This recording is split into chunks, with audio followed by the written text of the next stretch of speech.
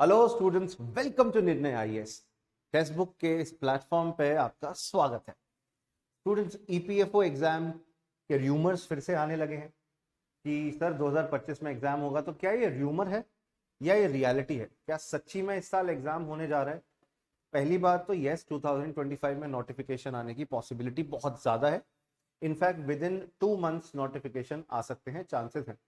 Now, I am not saying this just for the sake of selling some course to you. That's not the reality. I am being very honest and truthful. In the last 5 to 6 years, I have taught nearly 20,000 students dedicated to EPFO preparation. मैं UPSC aspirants को पढ़ाता हूँ। आप मुझे अलग अलग platforms पे, अलग अलग यूट्यूब चैनल्स पे देखे होंगे। तो मैं यही कहना चाहता हूँ कि मैं सिर्फ आपको भी लेआउट समझाना चाहता हूँ। पहली बात, एग्जाम क्या है, क्या इसकी प्रिपरेशन करनी भी चाहिए, if you want to prepare करनी कैसे है और इसका बेनिफिट क्या होगा। सबसे पहली बात तो what is the job profile. तो ये जो ईपीएफओ एग्जाम होता है, ये दो एग्जाम्स के लिए, रिक्रूटमेंट के लिए होता है। एक पोस्ट होती है आपकी ईओ, एनफोर्समेंट ऑफिसर, और सेम लेवल पर ही अकाउंट्स ऑफिसर होता है। मतलब फील्ड पोस्टिंग है, एनफोर्समेंट ऑफिसर आप बन सकते हो, बैक एंड पे अकाउंट्स संभालने हैं, मैनेज करने हैं of the customers, of the clients of employ provident fund organisation. तो प्रोविडेंट फंड हर एम्प्लॉय का खोला जाता है, जिनकी सैलरी में से कुछ पैसा कटता है और वो प्रोविडेंट फंड में जमा होता है, जो आप अपने बुढ़ापे में आफ्टर रिटायरमेंट निकाल सकते हो, अपने बच्चों की शादी के लिए, अपने लिए घर खरीदने के लिए, और फॉर एनी अदर पर्पस। तो इतना ज़्यादा फाइनेंशियल रेलेवेंस का ये काम है एम्प्लॉय प्रोविडेंट फंड ऑर्गेनाइजेशन का। तो they want good quality employees and staff. You can be one of them.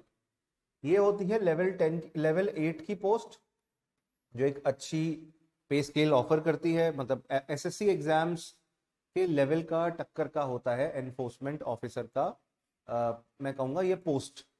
Then you have the APFC, assistant provident fund commissioner.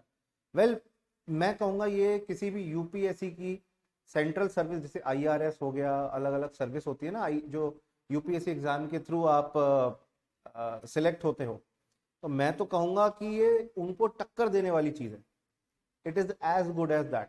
Level 10 की जितनी एक आईएएस ऑफिसर की स्टार्टिंग सैलरी होती है, APFC, assistant provident fund commissioner की भी यही starting salary होती है। लेवल 10 मतलब 56,000 कुछ का पे ग्रेड होता है। मैं मुद्दे की बातें बता रहा हूँ। Salary is really good. अगर आप बैंकिंग, एसएससी, यूपीएससी की तैयारी कर रहे हो, पीसीएस की तैयारी कर रहे हो, and you want a backup and a very safe and a secure and a very good backup, तो ये दोनों पोस्ट बहुत अच्छी है। ऑफ कोर्स एपीएफसी की सीट्स बहुत कम होती है, ईओ एओ की सीट थोड़ी ज़्यादा होती है, बट हाँ, आपको तो एक ही सीट से मतलब है दोस्त। तो अभी हमने बात करी कि ये एग्ज़ाम न्यूज़ में चल रहा है, जॉब की प्रोफाइल कैसी है। असिस्टेंट प्रोविडेंट फंड कमिश्नर के प्रमोशन के बहुत अच्छे अपॉर्चुनिटीज़ रहती हैं, हायरार्की रहती है पूरी एक, जिसको आप फॉलो करके धीरे धीरे प्रमोट होते जाते हो, ऊपर जाते जाते हो। जैसे एग्जांपल देता हूँ, एपीएफसी के आप बाद रीजनल कमिश्नर बनते हैं, असिस्टेंट प्रोविडेंट फंड कमिश्नर के बाद रीजनल कमिश्नर 2, फिर रीजनल कमिश्नर 1, फिर एडिशनल सेंट्रल पीएफ कमिश्नर 2, फिर हेडक्वार्टर में central PF commissioner, additional central PF commissioner के बाद सेंट्रल पीएफ कमिश्नर होता है। तो मतलब बहुत अच्छी 5-5 साल के अंदर आपको प्रमोशन अपॉर्चुनिटीज मिलने लगती हैं। तभी मैंने कहा it is as good as any UPSC post. Conduct exam UPSC करवाता है। यूपीएससी के पास डिपार्टमेंट जो है वो रिक्वेस्ट डालता है कि एग्जाम लीजिए। पिछले 2 बारी से ऐसा रहा कि एग्जाम पोस्टपोन होता रहा। कई बार स्टूडेंट्स के ने ये भी आरोप लगाया कि एग्जाम में कुछ चीटिंग हुई है।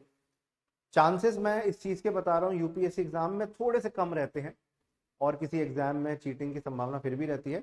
बट हाँ, अगर होते भी हैं तो कहीं किसी 1-2 सेंटर पे कहीं कुछ हुआ, पर यूपीएससी फिर बाद में कॉल बैक भी करता है और कई बार बच्चों के रिजल्ट भी कैंसिल कर देता है। तो यूपीएससी इज द फेयरेस्ट। मैं कोई ये कमेंट नहीं कर रहा हूँ कि चीटिंग होगी नहीं होगी, होती है नहीं होती है, फ्रॉड होते नहीं होते। मैं ये कमेंट कर रहा हूँ क्योंकि यूपीएससी एग्जाम कंडक्ट कराता है। Of course it is going to be of good quality, levels question का बहुत अच्छा होगा और एग्जाम कंडक्ट कराने का तरीका भी अच्छा ही होगा। उसके लिए निश्चिंत रहें, किसी भी र्यूमर में, किसी भी बात में ना फंसें। अगर पहले कभी कुछ ऐसा हुआ भी है तो ज़रूरी नहीं है कि वो हर बार रिपीट हो, बिकॉज यूपीएससी एकमात्र, मैं कहूँगा, एजुकेशनल इंस्टीट्यूशन है, रिक्रूटमेंट बॉडी है जिसमें जनता का थोड़ा फेथ बचा है। हालांकि वो एक आईएएस अधिकारी पकड़ी गई थी नकली सर्टिफिकेट के साथ, तो फिर तो चलिए वो तो डिपार्टमेंटल करप्शन है ना, उसमें तो हम क्या कह सकते हैं। पर हाँ, मैं कहूँगा डेफिनेटली ये बैकअप के तौर पे आप सोच सकते हो, अभी से प्रिपरेशन शुरू कर सकते हो। सर वैकेंसी कितनी होगी और एग्जाम कब होगा? एग्जाम नोटिफिकेशन आने के 4 मंथ्स के बाद हो जाएगा, 3 to 4 मंथ्स का टाइम देते हैं।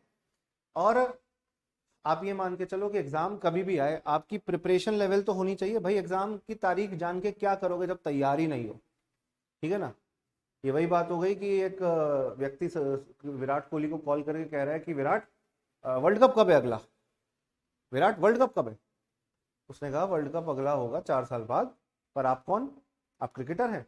नहीं नहीं, मैं क्रिकेटर नहीं हूँ, मेरे को तो बस मैच देखना है।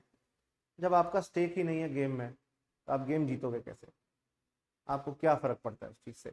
एग्जाम कब है क्या है उससे पहले just be ready for the exam. If you want to appear, if you don't want to get selected, फिर तो यार ये रैंडम बातें जानना कि एग्जाम कब है, कितना सीटें आ रही है, कितनी कट ऑफ है, वो सब यूजलेस है। फिर मतलब क्या पॉइंट है जब एग्जाम ही नहीं देना? If you have decided to give the exam and to prepare seriously for it, तो फिर आप अभी से अपना सिलेबस कवर करना शुरू करें। सर कट ऑफ कितनी जाती है एग्जाम होने से पहले कोई नहीं बता सकता। हर साल का पेपर अलग होता है, हर साल की डिफिकल्टी लेवल अलग होती है। कोई अगर कट ऑफ पे कोई प्रेडिक्शन देता भी है गाइस, वो सच नहीं होता। आप कट ऑफ के बारे में मत सोचिए, आप सोचिए आप जितने ज्यादा सवाल हल करें उतना अच्छा है। मैं कहूंगा 10 से 15 क्वेश्चंस हर सेक्शन से आते हैं। जीएस के कुछ सेक्शन जैसे हिस्ट्री, वो तो लास्ट टाइम इंपॉर्टेंट हो गया था, काफी क्वेश्चन बने थे। अगर हम बात करें क्वांट, रीजनिंग, इंग्लिश, जो बैंकिंग वाले स्टूडेंट्स पढ़ते हैं, बैंकिंग के साथ जिसका ओवरलैप होता है वो तो यहाँ है ही है। क्वांट, रीजनिंग और इंग्लिश, ये बैंकिंग वाले स्टूडेंट्स प्रिपेयर करते हैं। एसएससी वाले स्टूडेंट्स भी इंग्लिश और क्वांट को तो प्रिपेयर करते ही करते हैं, अच्छे से प्रिपेयर करते हैं, तो उनके लिए भी यहाँ पे ओवरलैप है। और यूपीएससी वाले बच्चों के साथ भी एक ओवरलैप है। यूपीएससी वाले स्टूडेंट्स हिस्ट्री, पॉलिटी, इकोनॉमी, ये तो पढ़ते ही पढ़ते हैं, साइंस, करंट अफेयर्स, ये तो पढ़ते ही पढ़ते हैं।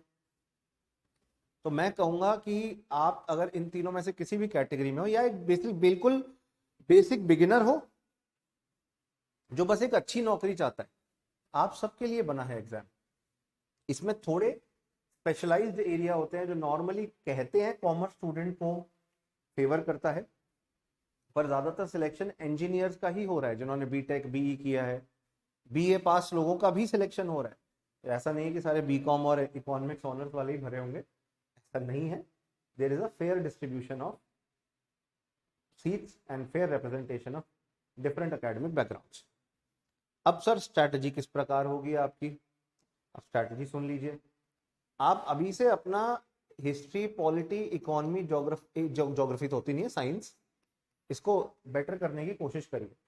आपको प्रॉब्लम आएगी जनरल अकाउंटिंग प्रिंसिपल्स के लिए। अगर आप चाहते हैं मैं यूट्यूब पे अकाउंटिंग के लेक्चर्स शुरू करूं, social security, you can find the previous lectures also. Vasu Katara social security EPFO लिख लेना, सर्च कर लेना, या वसु कटारा अकाउंट सर्च कर लेना, बट वो पुराने हो गए हैं।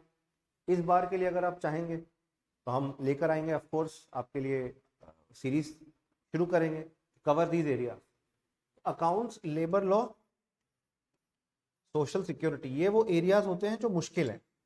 30 to 40 क्वेश्चन इस एरिया से बनते हैं, तो you just simply can't leave it, you simply can't ignore it. APFC के अंदर फिर ऑडिट भी ऐड हो जाता है, क्योंकि एपीएफसी और ईपीएफओ के सिलेबस में भी माइनर डिफरेंस है। मैं एक प्रॉपर वीडियो भी बनाऊंगा सिलेबस डिस्कशन की, ये तो सिर्फ ओवरव्यू दे रहा है अभी अबाउट द एग्जाम। आप चाहते हैं सिलेबस डिस्कशन की वीडियो हो, अगेन मुझे बताना तो पड़ेगा ना कि सर ये बना दो। तो my point here is pardon me, history, polity, economy, geography नहीं, science, again I'm making the mistake and you should not make the mistake of saying geography यार, क्योंकि यूपीएससी पढ़ाते पढ़ाते ना वो आदत हो जाती है बोलते हुए, बट यहाँ पे नहीं है ज्योग्राफी, यहाँ पे साइंस है। ये आपको खुद से पढ़ना है। करंट अफेयर्स आप जनवरी 2025 से पढ़ना शुरू कर दीजिएगा। अभी के लिए जिस भी मंथ में एग्जाम होता है, from January 2025 onwards, your current affairs should be well prepared, you should be well versed with current affairs, ठीक है। Account, labour law, social security, ये आपको बाद में भी करने का मौका मिल सकता है, पर ये अगर प्रिपेयर नहीं किया, इसमें अगर अच्छे नहीं बने, इसमें you have to be as good as others. कि अगर 30 क्वेश्चन आते हैं, कोई 15 भी सॉल्व कर पाता है, और आप 15 सॉल्व कर लेते हो, ये तो आप उसके बराबर आ गए। तो इसलिए मैं कह रहा हूँ एज गुड एज अदर्स, जितने दूसरे अच्छे हैं उतना ही अच्छा आपको खुद बनना है। ये मेरा आपको जो है सजेशन रहेगा to prepare on these lines, कि आप इसमें कहीं पीछे ना रहे। ठीक, बाकी सब्जेक्ट्स तो हो जाते हैं, क्वांट रीजनिंग इंग्लिश हो जाता है, एक्यूरेसी भी अच्छी बन जाती है, जीएस के सब्जेक्ट्स भी हो जाते हैं, बट यहाँ प्रॉब्लम आती है बिकॉज बिल्कुल एक नए सब्जेक्ट के तौर पे हो गए कई बच्चों के लिए, स्पेशली साइंस स्टूडेंट्स के लिए। So if you want, I'll make videos on it also on YouTube, and we can like go ahead and launch some mentorship course also. चलो तो आगे की बात है। बाकी मैं यही कहूँगा कि आप वीडियो पसंद करें तो वीडियो को लाइक ज़रूर करिएगा। सर अब एक बात बताइए, हम अगर आगे जानना चाहते हैं नोटिफिकेशन कब आ रहा है, एग्जाम रिलेटेड अपडेट, क्लास के सेशंस की वीडियो, तो हम कहाँ जुड़े? टेलीग्राम पे कौन सा चैनल है? तो चैनल का नाम मैं यहाँ लिख दे रहा हूँ एग्जैक्टली, ईपीएफओ क्रैकर्स। कुछ 3,500 लोग पहले से जुड़े हुए हैं। It is one of the biggest Telegram channel for EPFO exam, EPFO crackers. इस पे जुड़ जाइएगा, ये टेलीग्राम चैनल है, सर्च करना है टेलीग्राम ऐप पे। अगर मुझे डायरेक्टली मैसेज करना चाहते हो तो vasu.katara मेरा डायरेक्ट कॉन्टैक्ट है। You can directly message me here also. I will guide you one by one for the exam, how to prepare, what best strategies you can use, and how to clear it in this first attempt or first go. शुक्रिया आप सबका, thank you. I shall see you all in other lectures and upcoming lectures. Goodbye, good luck. Video like जरूर कर दीजिएगा यार।